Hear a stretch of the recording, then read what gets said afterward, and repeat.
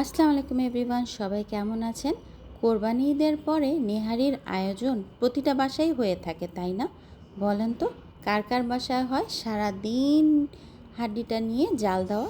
চলেন আজকে আমি কি করলাম সেটা বলি। প্রথমে হাড়গুলোকে নিয়ে আদার পেস্ট দিলাম, রসুন পেস্ট দিলাম, সব টেবিল চামচের হিসাবে, হ্যাঁ। তো আমার হাড্ডিগুলো যেহেতু অনেকখানি, তারপরে পেঁয়াজ কুচি দিলাম, পেঁয়াজ বাটাও দিলাম, আর গরম মশলা দিয়ে দিচ্ছি এখানে, পরিমাণটা তো দেখাই যাচ্ছে, তাই না?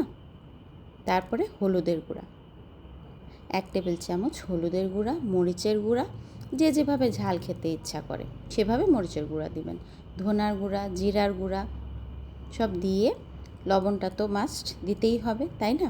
এখানে কাঁচামরিচও দিয়ে দিচ্ছি, দিয়ে গোলমরিচটাও দিচ্ছি টেস্টের জন্য, আর তেল।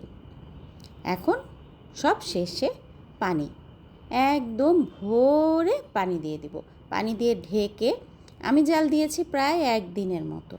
কিছুক্ষণ পর পর একটু দেখতে হবে, আর সারাটা দিন জাল দিতে হবে, তাই না?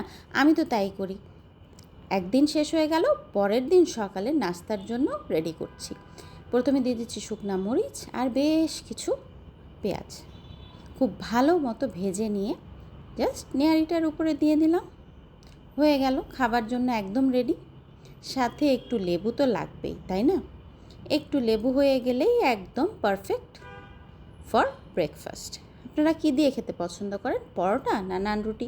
আমি তো নান রুটি দিয়ে খেতে খুবই পছন্দ করি, আর উপরে সামান্য একটু বেরেস্তা থাকলে তো জাস্ট অসাধারণ, কথাই হবে না, তাই না? তো আজকে কেমন লাগলো আমার রেসিপিটা জানাবেন। Thank you.